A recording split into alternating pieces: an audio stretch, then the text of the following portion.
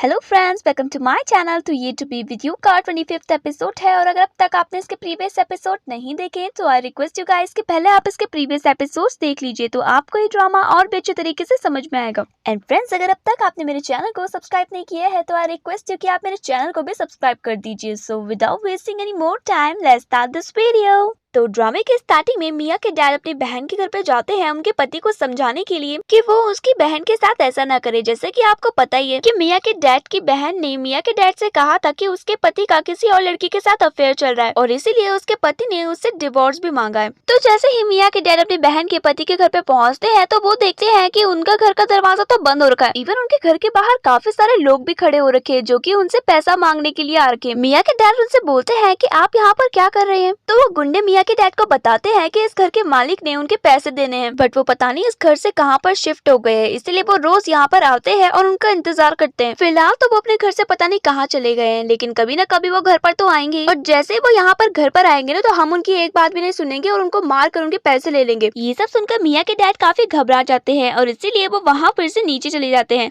दूसरी तरफ जैसे ही उनकी बहन देखती है कि मिया के डैड घर से बाहर चले गए तो वो मौका देखकर उसी जगह पर जाती है जहाँ पर उसके भाई ने पैसे छुपाए होते हैं। उसके बाद वो फटाफट से उन पैसों को निकालती है और वहाँ पर से चुपचाप से चली जाती है। थोड़ी देर में मिया के डैड अपनी बहन के पति को कॉल लगाते हैं और उनसे कहते हैं कि मुझे तुमसे कुछ बहुत ही जरूरी बात करनी है, इसलिए तुम मेरे स्टॉल पे आ जाना। दूसरी तरफ दूरन का दोस्त दूरन की मॉम के पास जाता है और उनसे बोलता है कि दूरन अब तक नहीं आई है, वो कहाँ पर चली गई है। तो ये सब सुनकर उसकी मॉम उससे बोलती है कि वो अभी आने वाली होगी, तुम तब तक बैठ जाओ। दूरन की मॉम दूरन के फ्रेंड से बोलती है कि सच में अगर तुम यहाँ पर नहीं होते तो मेरा और दूरन का क्या होता, हम दोनों कैसे इस दूसरी कंट्री में सरवाइव कर पाते। थैंक यू सो मच हमारी इतनी ज्यादा हेल्प करने के लिए। बाय द वे, मुझे पता है कि तुम दूरन को पसंद करते हो ना। तो ये सब सुनकर उसका दोस्त शर्माने लग जाता है और उनसे बोलता है कि ये आपको कैसे पता चला। तो दूरन की मॉम उससे बोलती है कि तुम जिस तरीके से दूरन की केयर करते हो उससे तो किसी को भी पता चल जाएगा कि तुम उससे बहुत ज्यादा प्यार करते हो। बाय द वे, अब मेरी हालत थोड़ी ठीक है, मैं जल्द ही तुम दोनों की शादी करवा दूंगी। ये सब सुनकर दूरन का फ्रेंड उससे बोलता है कि मैं तो दूरन को पसंद करता हूँ लेकिन वो मुझे पसंद नहीं करती है, वो मुझे अपने दोस्त की तरह ट्रीट करती है। मैं उससे अपने दिल की बात तो बताना चाहता हूँ लेकिन मेरी कभी हिम्मत ही नहीं होती है। काश कि मैं उससे कभी अपने दिल की बात बता सकता। तो ये सब सुनकर उसकी मॉम उससे बोलती है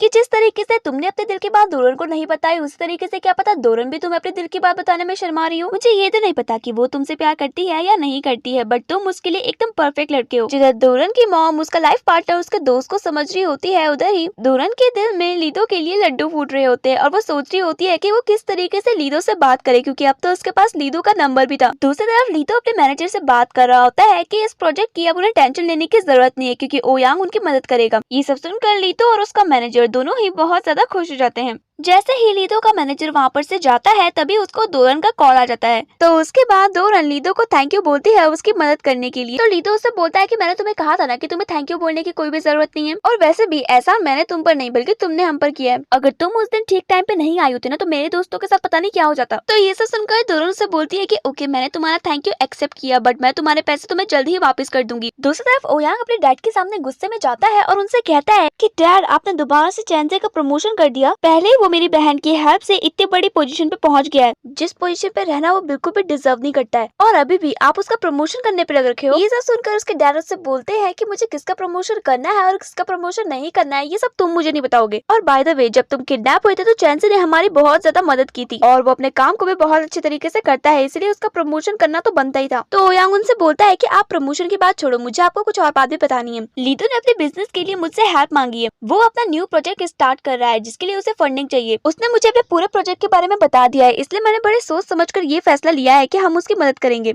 ये सब सुनकर उसके डैड उससे बोलते हैं कि तुम्हें उसकी मदद करनी है तो तुम कर सकते हो, लेकिन मैं तुम्हें एक भी पैसा नहीं दूंगा, ना ही मैं लीदो की हेल्प करना चाहूंगा क्योंकि इस प्रोजेक्ट के बारे में मुझे ऑलरेडी पता है और अगर हमने उसकी हेल्प की या फिर थोड़ा सा भी रिस्क लिया तो हमें बहुत ज्यादा लॉस होगा। और वैसे भी अब तो हमारा उनकी फैमिली के साथ कोई रिलेशन भी नहीं है। तुमने तो वे के साथ अपनी शादी कैंसिल कर दी है और ना ही तुम्हारी बहन की शादी और लीदो के साथ हो रही है, तो इसका मतलब कि क्लियरली हमारा रिश्ता उनके साथ टूट चुका है। ये सब सुनकर लीदो अपने डैड से बोलता है कि डैड, ये आप क्या बोल रहे हैं, लीदो मेरा बहुत अच्छा दोस्त है, उसने हमेशा मेरा साथ दिया है। आज जब उसे मेरे साथ की जरूरत है तो मैं उसका साथ कैसे ना दूं। ओयांग की बातें सुनकर उसके डैड को बहुत ज्यादा गुस्सा आता है और वो ओयांग से कहते हैं कि इसलिए मैं हमेशा तुमसे कहता हूँ कि तुमसे कभी भी बिजनेस नहीं संभाला जाएगा। जब मैंने इस कंपनी को स्टार्ट किया था ना तो मेरे पास एक भी रुपया नहीं था। उस टाइम का लीडो मेरी हेल्प करने के लिए आया था। इस बात को हमेशा ध्यान रखना, जब तुम्हारे पास कुछ होता है ना तो तुम्हारी हेल्प सब करने के लिए आते हैं, बट जब तुम्हारे पास कुछ भी नहीं होता है ना तो तुम्हारी हेल्प कोई भी नहीं करता है। मैं तुम्हें कितने बार समझाऊं कि बिजनेस दिल से नहीं बल्कि दिमाग से होता है। खैर तुम तो मेरी बात कभी समझने वाले हो नहीं ना, क्योंकि तुमको तो हमेशा से यही लगता है कि तुम्हारे डैड ही बुरे हैं। दूसरी तरफ अपने भाई के चुराए गए पैसों से मिया की आंटी जुआ खेल रही होती है, जिसमें कि वो हार जाती है। तभी वहाँ पर कुछ गुंडे आते हैं और उसको पकड़ कर अपने बॉस के सामने लेकर चले जाते हैं। तो उसके बाद उनका बॉस मिया की आंटी से बोलता है कि तुमने हमारे पैसे देने थे,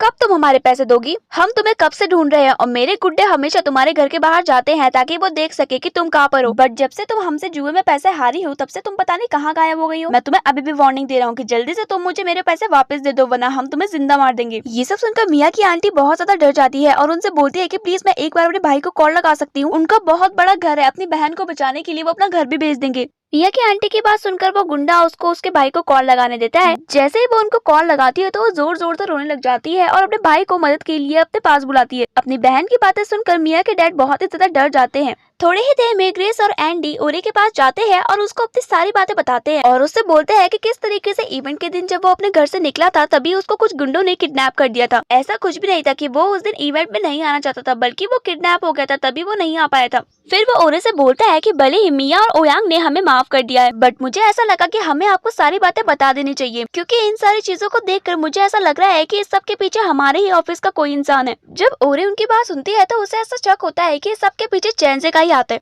इसलिए वो इस बात को टाल देती है और उनसे कहती है कि मुझे नहीं लगता कि हमारे ऑफिस का कोई भी मेंबर ऐसा कर सकता है, बट अगर इसके पीछे हमारे ऑफिस का कोई मेंबर है तो मैं पता करूंगी और जैसे ही मुझे पता लगेगा तो मैं तुम्हें बता दूंगी, तुम चिंता मत करो। ये सब सुनकर एंडी और ग्रेस काफी खुश हो जाते हैं और वहाँ पर से चले जाते हैं। थोड़े ही देर में ओरे चैन से मिलती है और उससे बोलती है कि क्या एंडी का किडनैप तुमने ही करवाया था? ये सब सुनकर चैन से उससे बोलता है कि कौन एंडी, मुझे तो इसके बारे में कुछ पता ही नहीं है। दूसरी तरफ ओयांग के डैड ओयांग को अपनी पुरानी कंपनी दिखाने के लिए ले जाते हैं और उनसे बोलते हैं कि इसी ऑफिस से हमारे कंपनी की शुरुआत हुई थी। तुम्हें ये सब देखकर बिल्कुल भी बिलीव नहीं हो रहा होगा ना? मुझे भी नहीं हुआ था, क्योंकि मैंने कभी सोचा नहीं था कि जिस इंसान के पास कभी एक पैसा भी नहीं था उस इंसान के पास आज इतनी दौलत होगी कि वो कुछ भी खरीद सकता है। हालांकि मैं तुम्हें पहले ये सारी चीजें गुस्से में समझा रहा था, बट अब मैं तुमसे वही सारी चीजें प्यार से कहना चाहता हूँ कि बिजनेस कोई खेल नहीं है। लव इमोशन कभी भी बिजनेस में काम नहीं आते हैं। हमें हमेशा बिजनेस में अपना दिमाग यूज करना चाहिए। मैं मानता हूँ कि लीडो तुम्हारा बहुत अच्छा दोस्त है और उसने तुम्हारी हमेशा हेल्प की है, बट उसकी हेल्प करने के चक्कर में हम अपनी कंपनी का इतना बड़ा लॉस तो नहीं करवा सकते ना।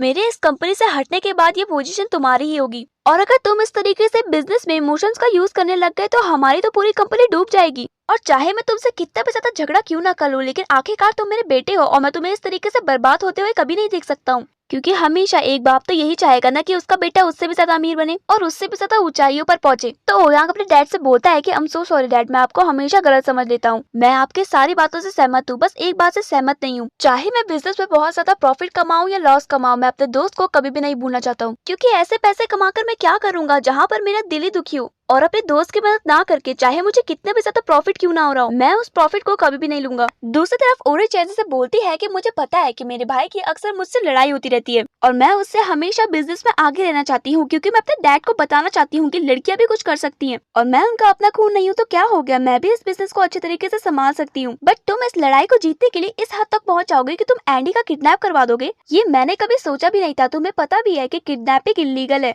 और अगर इसके बारे में किसी को भी पता चलता कि ये सब के पीछे तुम्हारा हाथ है तो तुम्हें वो जेल में डाल देते। तुम्हारे जाने के बाद मैं क्या करती? ओरे की बातें सुनने के बाद चैनसे उसके सामने अच्छा बनने के लिए बोलता है कि मुझे नहीं पता कि एंडी का किडनैप किसने कराया है, मैंने उसका किडनैप नहीं करवाया, मैं तुमसे सच बोल रहा हूँ।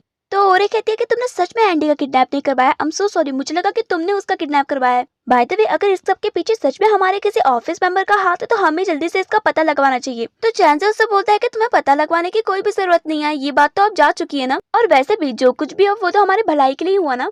थोड़े ही देर में चैन से ओरे के सामने जाता है और उसको एक फाइल दिखाता है और उस फाइल को देखकर कहता है कि इस फाइल से हम तुम्हारे डैड को जेल में डलवा सकते हैं और जैसे ही वो जेल में जाएंगे उसके बाद सारी पावर्स तुम्हारे हाथ में आएगी और उसके बाद तुम अपने आप को परमानेंटली इस कंपनी का प्रेसिडेंट भी बनवा देना। तो उसके बाद ओरे उस फाइल को देखती है और चैंसी से कहती है कि इस पे क्या नई बात है, ये सारी चीजें तो मुझे ऑलरेडी पता है, बट मैं तुमसे ये बात बोलना चाहती हूँ कि प्लीज तुम इस फाइल को किसी को भी मत दिखाना। अगर तुमने किसी को भी ये फाइल दिखाई तो मैं सबको ही बता दूंगी तुमने हमारी कंपनी के फाइनेंशियल रिकॉर्ड बिना किसी के परमिशन के देखे हैं और तुम्हें पता है ना कि ये इलीगल है और इस सबसे तुम्हारी जॉब भी जा सकती है। भले ही वो मेरे असली पापा नहीं है, लेकिन वो मुझे अपनी बेटी मानते हैं और कहीं न कहीं मैंने भी उन्हें डैड बुलाया, इसलिए मैं उनके साथ ऐसा नहीं कर सकती हूँ। और ऐसा ही कहकर ओरे वहाँ पर से चली जाती है। ओरे की बात सुनकर चैंसे को बहुत ज्यादा गुस्सा आता है, क्योंकि पहली बार ओरे चैंसे के खिलाफ जाकर ये सब बोल रही थी। दूसरी तरफ सीओ ओयांग को कॉल करती है और उससे कहती है कि क्या वो इस सैटरडे फ्री है। तो ओयांग कहता है कि हाँ मैं तो फ्री हूँ, तुम्हें कुछ काम है क्या। तो उसके बाद सीओ ओयांग से कहती है कि मेरे पापा एक चैरिटी प्रोग्राम ऑर्गेनाइज कर रहे हैं जिसमें कि उसको भी आना पड़ेगा।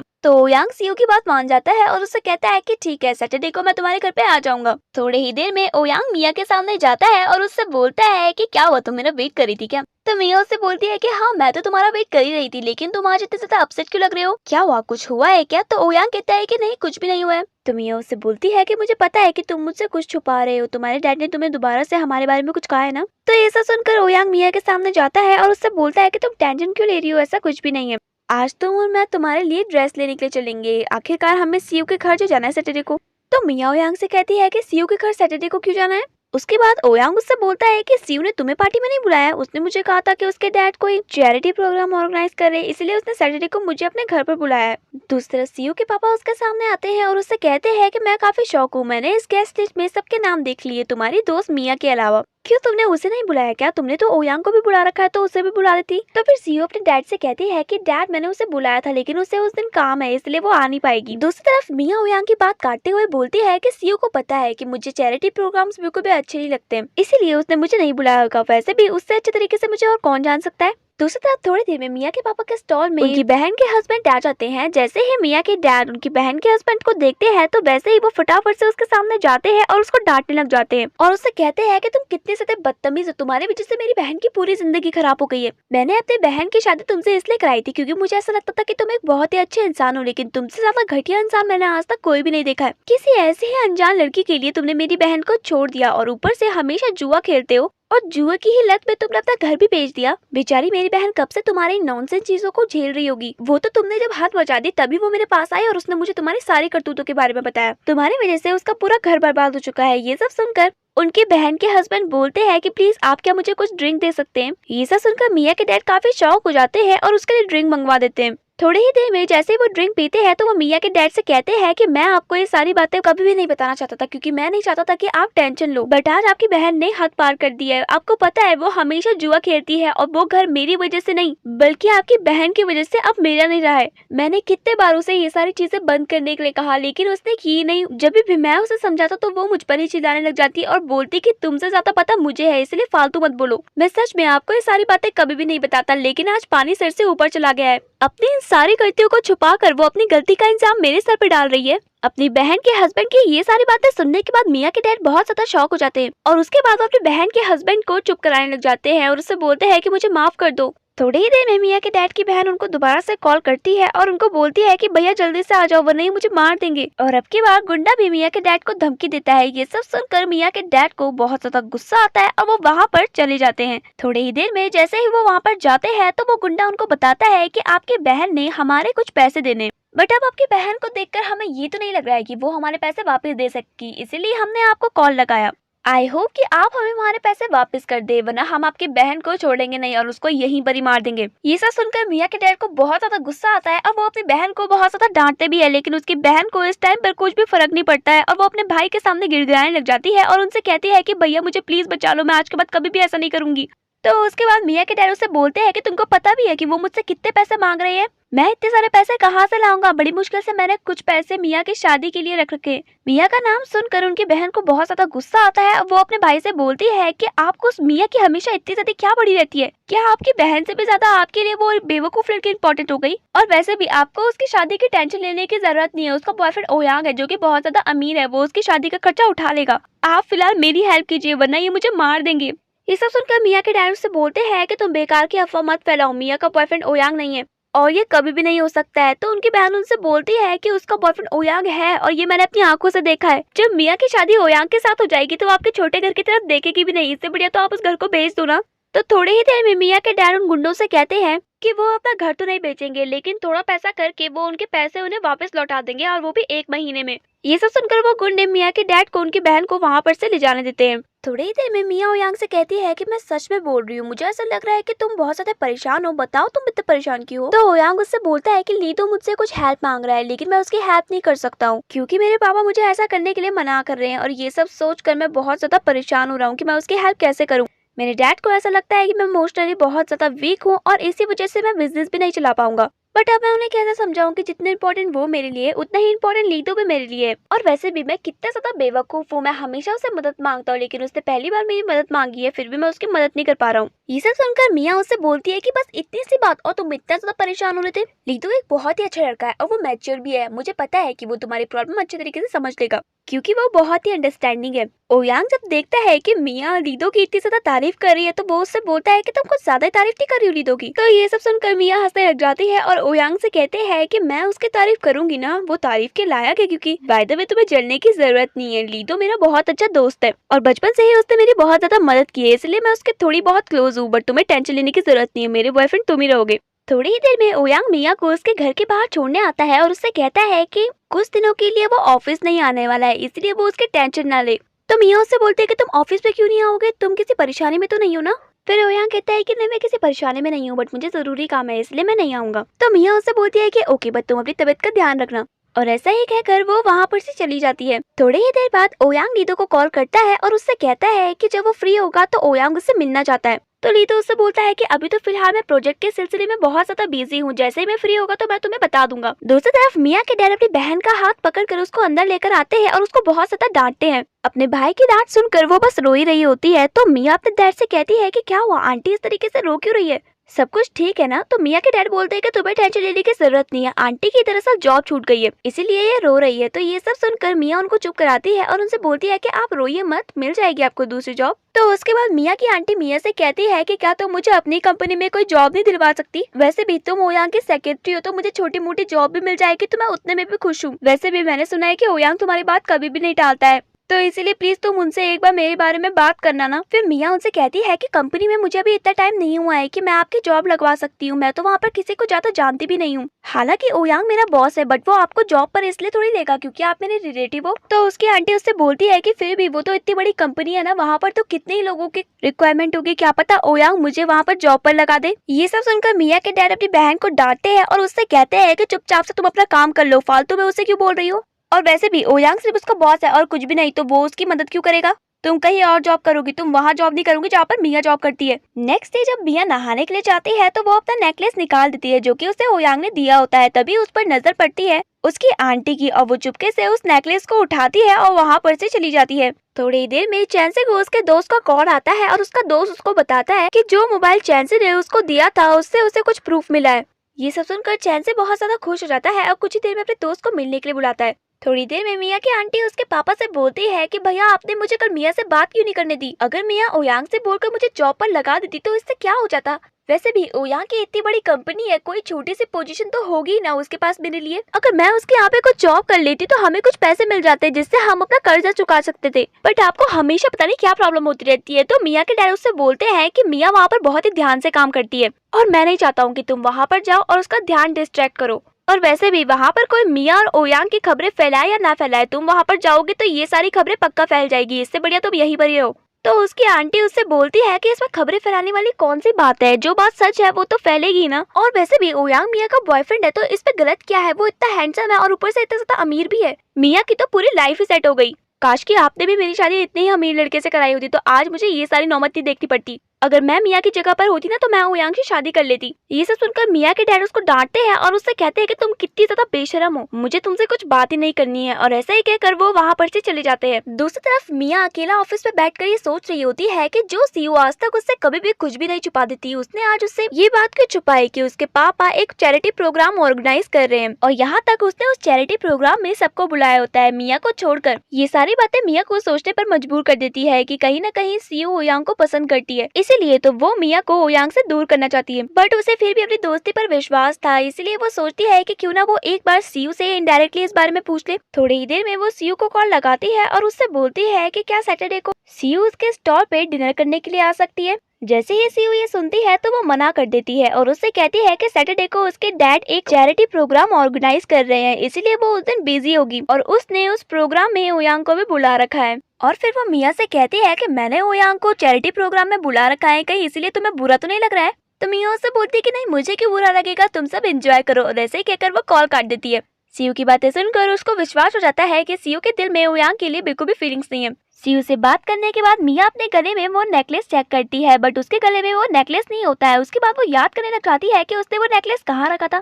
तो उसको याद आता है कि नहाने के बाद शायद उसने वो नेकलेस टेबल पर रख दिया था।